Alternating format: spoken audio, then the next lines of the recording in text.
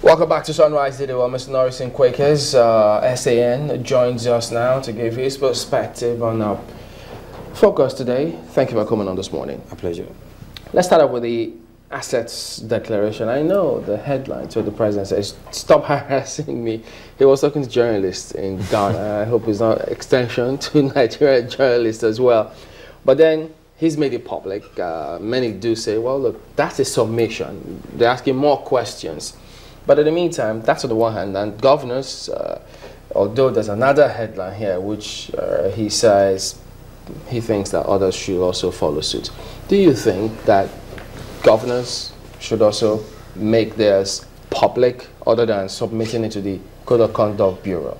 Well, essentially, it is a document that is actually meant for an institution. For the president and the vice president to have made theirs public, it goes to show that they are men of honor, men of integrity, men that want to be held accountable, and they have also shown that they are transparent. The essence of asset declaration is to simply check or checkmate graft in governance and to ensure that there's transparency in government. Now, are you duty bound to make it public? Certainly not. The Constitution simply provides for asset declaration. So there is a body that is responsible to receive the asset. Now, any Nigerian who is interested in knowing what has been declared has the right to approach that particular organization or agency to get it. But in the case of the president and the vice president, it was part of a statement that was made during the electoral period that upon winning the election, that they would declare the assets. And so what they have done is in compliance with a promise made with the Nigerian public. But in terms of making it public, it is not their duty to make their assets public. It is their duty to declare their assets to the agency responsible, because it's just a constitutional provision.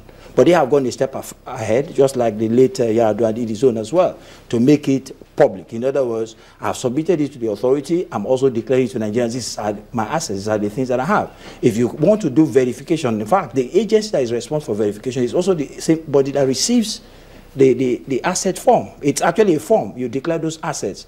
But you can go a step further by saying that we limit it only to assets, but it's actually assets and liabilities. But we didn't see any liabilities. That's just it. So what he's saying is he's not indebted to anyone. There are no debts that are existing. There are no legal suits, for instance, because it says assets and declaration. That's what Section 140 of the Constitution says. But can we infer that? Because what it's out there, I'm not sure if it's the entire thing, as we were told that, look, the CCB is still verifying. So to that extent, could we then say until the CCB finishes their verification, and by the way, do we expect them to give us another submission when the CCB finishes? Well, it is difficult to say. The only clock or the only challenge that we have is this. It has been made public, but we have not seen the other segments in terms of compliance with the constitutional provision, assets and liabilities. So we've only seen the assets. What are the liabilities? Is there a suit against, for instance, the president in terms of a debt that is owing? Did he borrow money? Are there cases pending against him and such like? The one I find so disturbing, for instance, is if there is a suit against a public office holder and he has declared his assets and does not declare that liability, what then happens after a while in government? Is he going to use government funds, for instance, to pay the debt? And so those are the things that I believe the law is trying to checkmate by ensuring that you declare both your assets and also your liabilities. No, but, you know, looking at the refusal of the, you know, the insistence of governors that it's not demanded by the Constitution that they make it public. What do we say about that? Well, for me, it's actually a moral issue. It's not a legal issue. Now, what the president has done, if the party decides to toe the path of the president and the vice president, it then means that every political office holder on the platform of APC is expected to follow suit. So they must all declare. But some might decide that, look, I don't have to declare it public.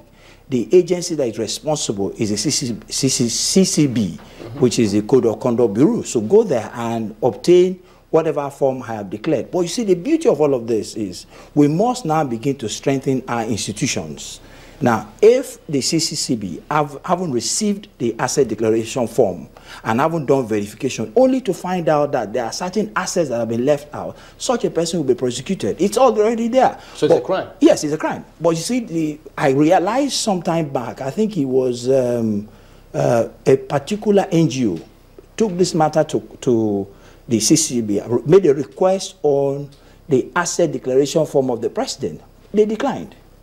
CCB declined? CCB declined on the grounds that it will be an invasion of privacy. And that's not the law. I mean, the law is very clear. A public office holder will not have that right to privacy because you're a public servant. Your assets and liabilities are expected to be made public because of the office you occupy. Now, if you look at the Freedom of Information Act that they said they relied on, that does not fall within the exception. It's not within the ambit of those that are exempted. But do you think that there are any peculiarities within our environment that might not encourage people to publicly declare their assets? I mean, it's everywhere. For the Constitution to have that provision, I believe that first you ask yourself this question: why is that provision in the Constitution? What exactly is the plan? What is the purpose? What's the aim? What's the objective for having that particular provision in the Constitution? Now, it's not alien or foreign to Nigeria. I mean, it's everywhere in the world. We must now begin to have responsible governance or responsible government. I should be able to be seen as, this is what I had when I went into government, and when I left government, this is what I have.